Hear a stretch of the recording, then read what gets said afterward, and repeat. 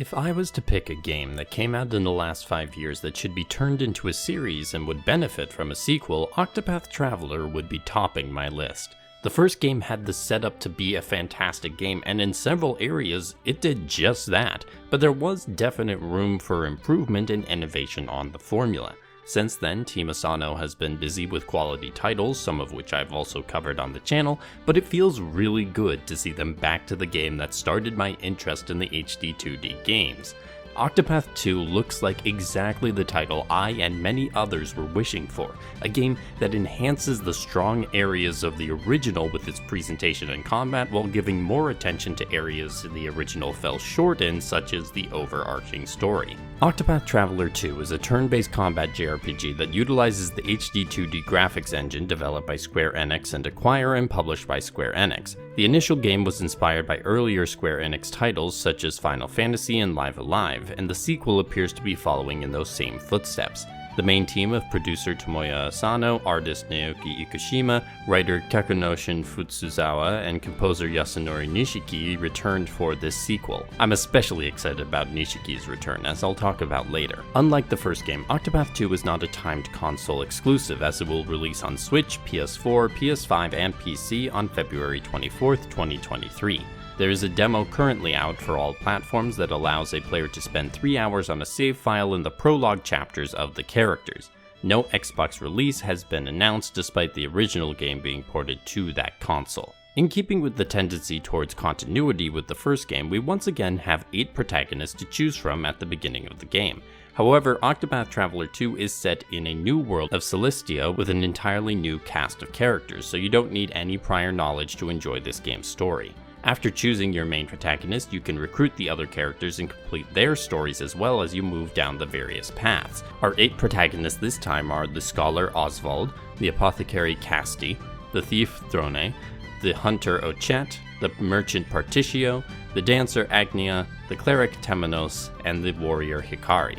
Each one has their own unique adventure, but in a twist from the previous game, sometimes those stories do intersect. It appears these happen in pairs and involve actual interactions between the cast, which was a common critique of the first game. The first game also had a final extra boss that was designed to tie all the stories together, but at least to me it fell short of accomplishing that goal. Since that was a late game part of the first game though, it's not surprising that we don't know exactly how the stories will tie into each other in the second game, if they even will at all. What I can go off of for my excitement is the premises of the stories of each of the protagonists. I'm not going to go through all of them, but I found the starting points of each protagonist fascinating, both in a general sense and how they compare to their peers from the first game. For instance, in the first game, Cyrus was a scholar investigating a mystery after being forced to take a leave of absence from the school at which he taught at.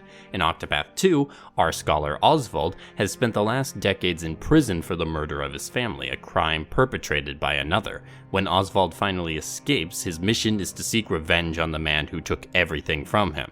A compelling storyline, is it not, and definitely distinct from Cyrus's.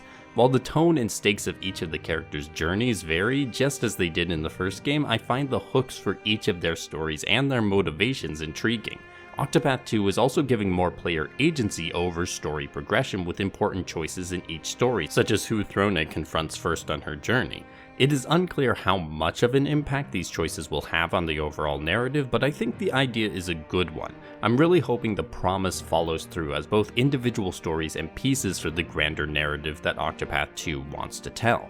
So far, Octopath's writers seem to be taking heed of the criticism of the first game while also embracing some bold ideas that, if executed well, could make this a truly memorable experience. The main non-combat gameplay utilizes the unique path actions that each individual character has. Octopath Traveler 2 has adjusted this from 1 path action for each character to 2 path actions that vary depending on the time of day. For instance, during the day, Casti can inquire with townsfolk to find out information that sometimes leads to hidden items or just greater knowledge. At night though, she can brew medicine to soothe certain characters and put them to sleep, which could be used to help them of course, or perhaps sneak in past a now sleeping guard. This path action is limited by what herbs or leaves Casti has on hand. Some path actions are automatic and others depend on percentage chance, levels, or item usage.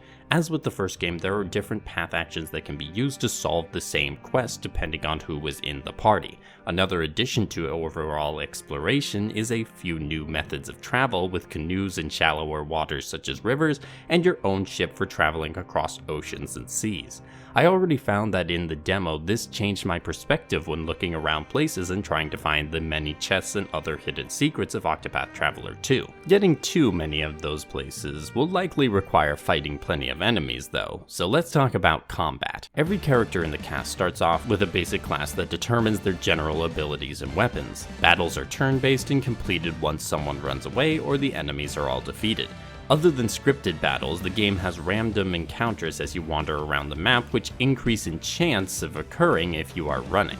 Your party has SP for use for different abilities when taking down enemies, and the boost and break system to sway battles one way or the other. Every turn that your character doesn't use a boost, you gain a boost point, allowing you to build them up to unleash multiple attacks in one turn, or a particularly powerful one. Each enemy also has a shield counter that if you strike its weakness that many times, it will break, giving you a free turn to do some serious damage to the enemy.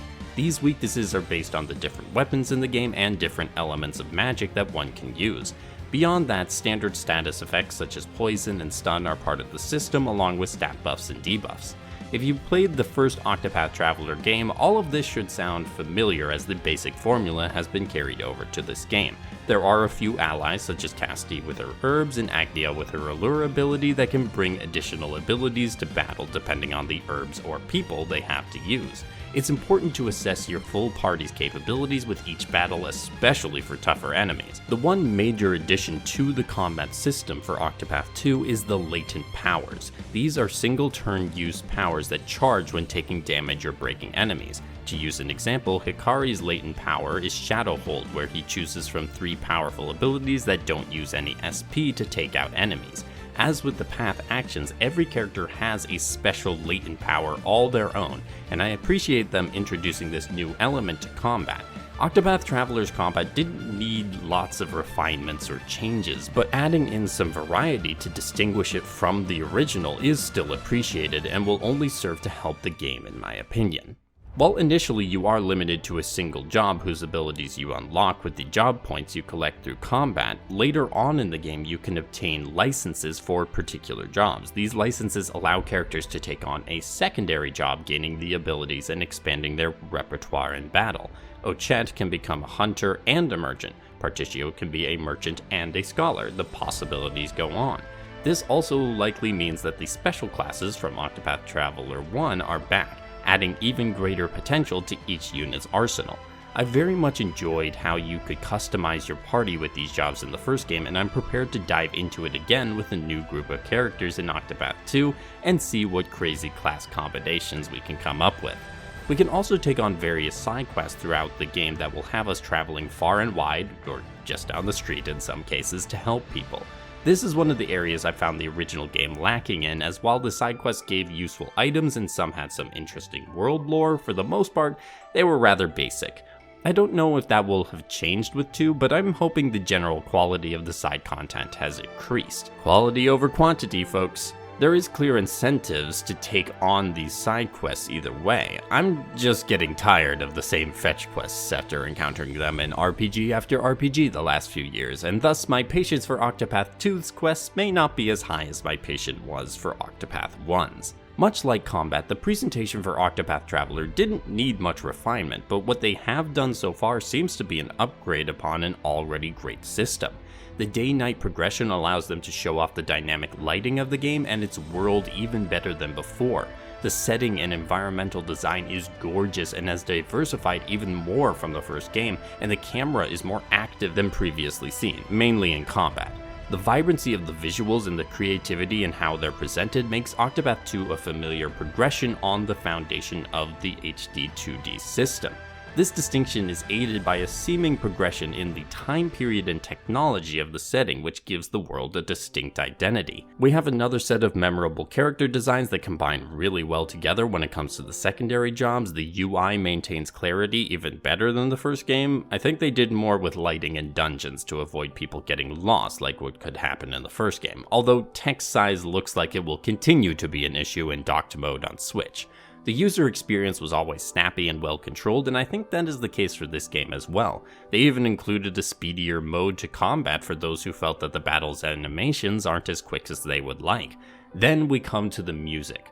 I think Octopath Traveler is one of the most brilliantly orchestrated games of all time, and getting even more from Nishiki is a boon. He doesn't seem content though with rehashing what worked last time, and is building upon his previous work, as heard with the adjustments to the main theme and the amazing character themes. This is still distinctly an Octopath Traveler soundtrack, but like with the visuals and setting, painstaking effort has taken place to make a new path for the sequel to tread.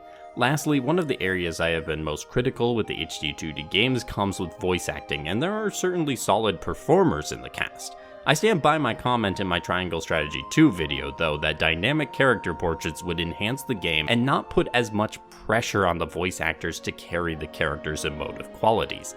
I believe that these performers can certainly do it. I've seen them do it in other media. The directors just need to let them loose, so we'll see how it goes. Every area that Octopath Traveler did well has been continued in Octopath Traveler 2, and the story and writing is taking some bold steps to try and address the issues that held the original back from even stronger acclaim. Even if Octopath Traveler 2 fails to overcome those challenges, I have seen enough and played enough for the demo to know that this game is going to be a good time just through its visuals and gameplay. If we can get anything more from Octopath 2, that is simply the cherry on top. What do you think of Octopath 2? Are you going to get the game? And if so, who are you starting with? I'm starting with Throne, since that's what the people voted for on my community poll. Let me know all this in the comments, and while you're heading down there, please give this video a like and subscribe to keep up with the channel. Have a great day, and happy gaming.